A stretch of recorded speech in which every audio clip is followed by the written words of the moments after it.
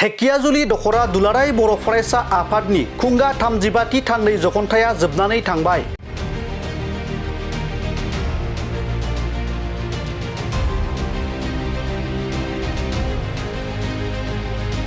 सनितपुर जिल्लानि सिङाव थानाय धेकियाजुलि दखरा दुलाराय बर' फरायसा आफादनि खुंगा 35थि थान्दै जखन्थायखौ सानसेनि हाबाफारिजों दखरानि सिङाव थानाय 2 नं शिबपुर गुदि फरायसालिनि गेलेग्रा फोथाराव खुंफुंनाय जायो।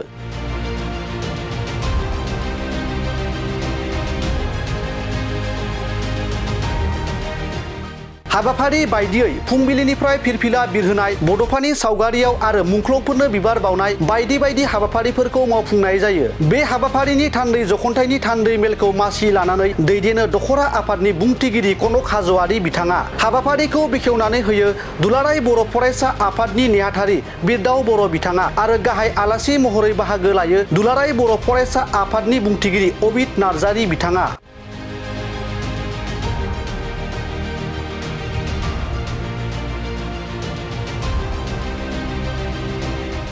लोगोसे जिल्लानि बिबानगिरिफोर आरो गुबुन गुबुन आफादफोरनि बिबानगिरिफोरा बाहागो लायो।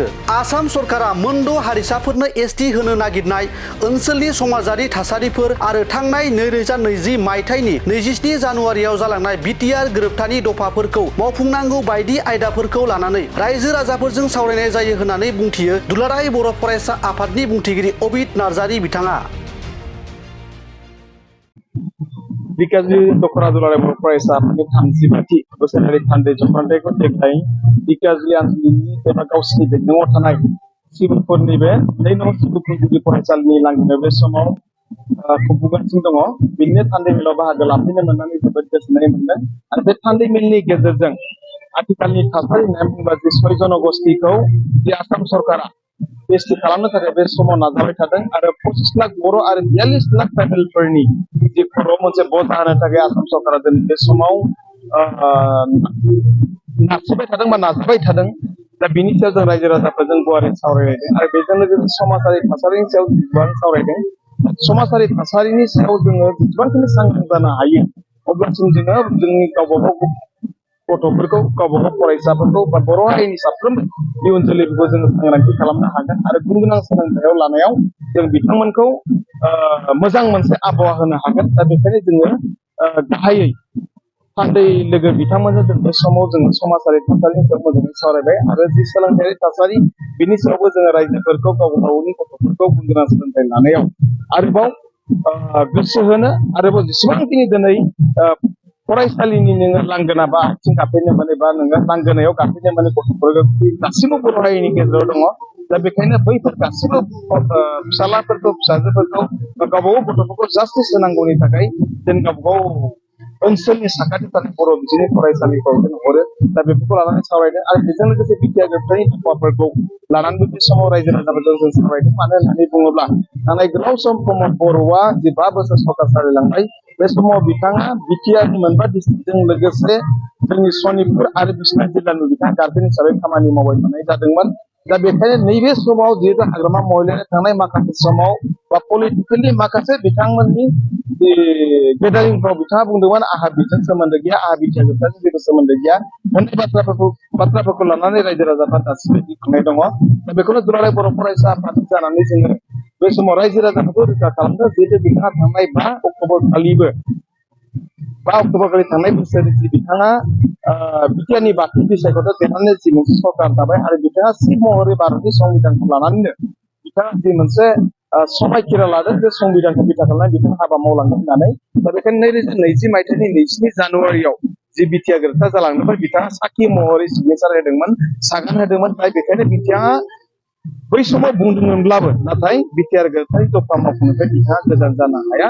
बेखौनो जोङो रायजो राजाफोरनो फोरमायनाय जादों आरो हा हुनि जेंनाया सनितपुर जिल्लानि थाखाय बेसेबांबा गिदिर जेंनामोन। दायो बे हा हुनि जेंनाखौ लानानै दुलाराय बर' फरायसा आफादा जिहेतु थानाय गोलाव समनि खामानि मावबाय थानाय जादों आरो बेखौनो बै माखासे ओनसोलनि जेंनाफोरखौ लानानै दिनै दिलेगेटआबो मोनसे थांखि, गोख्रों थांखि आजावगोन जे फैबाय थानाय दुलाराय बर' फरायसा आफादनि 85 बोसोरसालिया जथुम्मायाव जों जिल्ला आफादा बे थांखिखौ लानानै थाङो। बे सनितपुर जिल्लानि जि बेन्दोंआव थानाय जेसेबांखिनि दखरा आफादनि सिङाव थानाय रायजो राजाफोरनि हानि जेंना दङ बेयाव बै हानि जेंनाखौ थाबैनो मावफुंनांगौनि थाखाय दिनै दखरा आरो सनितपुर जिल्ला दुलाराय बर' फरायसा आफादा फैगौ फेब्रुवारि दाननि 5 आरो 7 अक्ट'आव जानो गोनां दुलाराय बर' फरायसा आफादनि 80 बोसोरारि थान्दै जथुमाव बिथांमोना थांखि गोख्रों दैथायहरनो थाखाय बे समाव थांखि लानाय जादों। जिहेतु 29 नभेम्बराव जानानै थाङोबा बेखौ लानानै बड'लेण्ड इउनिभार्सिटि स्टुडेन्टफोरखौ पलिटिक्स हाग्रामा महिलारि आरो बिपिएफ हान्जानि माखासे दैदेनगिरिफ्रा थांनाय बोसोरनि 29 नभेम्बराव जि बिटिसि सेक्रेटारियेटखौ लानानै जि फरायसाफोरनि गाग्लोबनाय बेखौ लानानै बायदिसिना बिथांमोना गाबफुनो नागिरदों।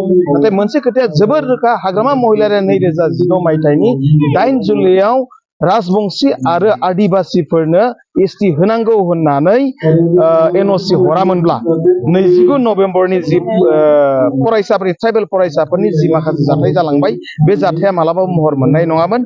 दा बेखायनो हाग्रामा महिलारि मानगोनां बिथाङा दासिमबो बुङो गोनां जायोब्ला 6 जनगोष्ठीनि एसटि होनांगौनि थाखाय एनअसि हरबावगोन होननाय बाथ्राया मालाबाबो एक्सेप्टेबल नङा आरो बिथाङा बेबायदि बाथ्राखौ बुंनायनिफ्राय गोजानाव थानांगौ आरो थांनाय 29 नभेम्बराव जिखिनि जाथाय जालांबाय बै जाथायखौ लानानै बिथांमोना बेखौ पलिटिकेलि गाब फुननानै गावखौ गावनि दायनिफ्राय बारग'नो थाखाय नाजाबाय थायोब्ला बिथांखौ जोङो एक्सेप्ट खालामनाय नङा आरो बिथाङा बेबायदि आखुनिफ्राय गोजानाव थानांगौ आरो फैबाय थानाय समाव 29 नभेम्बरनि बायदि जाथाय जाया, जाहाथे बेखौ लानानै हाग्रामा महिलारिया जि एनअसि हरबावनो होननानै बाथ्रा बुंबाय थानायखौ जाहाथे एनअसि हरनायनिफ्राय गोजानाव थायो आं बेखौ दुलाराय बर' फरायसा आफादनि जानानै खावलायहरबाय। नंगौ, ढेकियाजुलि दखरा दुलाराय फरायसा आफादनि खुंगा 35थि थान्दै बोसोरारि थान्दै जख'न्थाया दिनै दखरानि सिङाव थानाय शिबपुर गामिनि गुदि फरायसालिनि बे गेलेग्रा फोथारनि लांगोनायाव सानसेनि हाबाफारिनि गेजेरजों जादों। बेवहाय जोङो ढेकियाजुलि दखरा दुलाराय फरायसा आफादा फैयै फैयै दिनै 35 बोसोर जाफैबाय। बे 35 बोसोराव गोबां खैदां खैफोद गोखा गोखै समफोरखौ बारबोदों।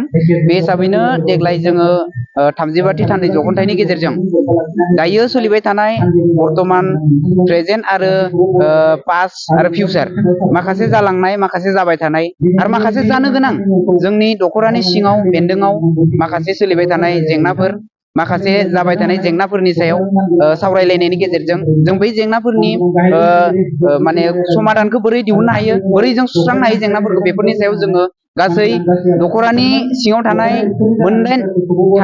मोनदाइन गामिनि थान्दै बिथांमोनजों जोङो सावरायलायनायनि गेजेरजों जोङो जेंनाफोरखौ सुस्रांनायनि थाखाय जोङो सावरायलायदों आरो रेजुलेसन जों लागोन दायो। थ' बेखौनो नोंथांमोननो जों फोरमायनाय जादों।